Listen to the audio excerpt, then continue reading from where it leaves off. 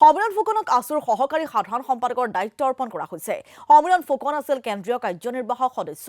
আছুৰ সংবিধান অনুসৰি ফুকনক সহ সাধাৰণ সম্পাদক হিচাপে উন্নীত। শিৱসাগৰত হ'বলগীয়া সাধাৰণ সভাৰ উদযাপন সমিতিৰ সম্পাদক সমীৰণ ফুকন।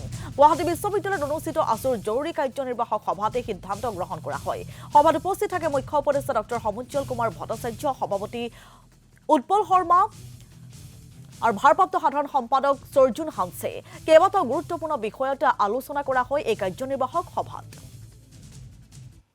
সদৌ অসম ছাত্ৰ সন্থাৰ বিগত সময়ৰ সাধাৰণ সম্পাদকগৰাকীয়ে এক বিশেষ পৰিস্থিতিত সদৌ অসম ছাত্ৰ সন্থাৰ পৰা বিদায় ল'ব লগা হোৱাৰ পিছত ছাত্ৰ সন্থাই ব্যাপক সাংগঠনিক সংস্কাৰৰ কেতবোৰ কাৰ্যসূচী হাতত লৈছো। আভ্যন্তৰীণভাৱে সেইসমূহ আমি ইতিমধ্যে ৰূপায়ণ কৰি আছো আৰু তেতিয়াৰ পৰা কিছু সঘনাই ছাত্ৰ সন্থাৰ বৈঠকসমূহ অনুষ্ঠিত হৈ আছে। আজিও সদৌ অসম ছাত্ৰ সন্থাৰ জৰুৰী কাৰ্যনিৰ্বাহক আছিলে।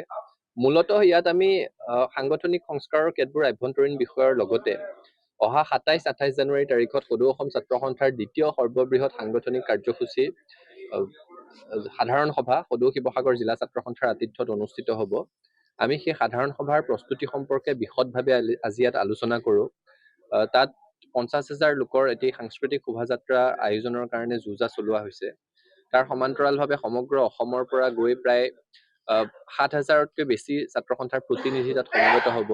সেইসকল প্ৰতিনিধিয়ে সংগঠনটোক আগুৱাই নিবৰ কাৰণে চিন্তন মন্থন কৰ্ষণ কৰিব। সেই বিষয়সমূহৰ সন্দৰ্ভত আমি আলোচনা কৰিছো। তাৰ প্ৰস্তুতি যাতে নিখুঁত হয় সেই সন্দৰ্ভত আলোচনা কৰিছো।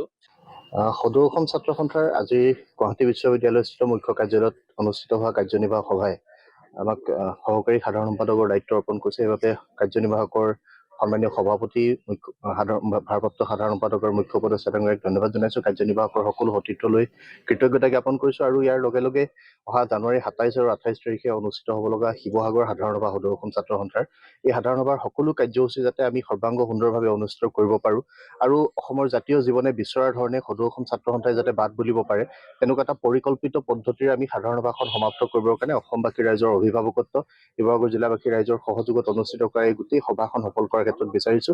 আমি আশা কৰিম যে সদৌ অসম ছাত্ৰ সন্থাই যি বাটেৰে বাট বুলিব লাগে সেই বাটৰ সন্ধান অসমৰ জনতাই আমাক দিব আৰু আহিব লগা দিনত সদৌ অসম ছাত্ৰ সন্থাই ছাত্ৰ ছাত্ৰীসকলৰ সুৰক্ষিত শৈক্ষিক ভৱিষ্যত আৰু আন আনুষংগিক জাতীয় জীৱনৰ যিবিলাক সমস্যা আছে এই সকলোবিলাকক লৈ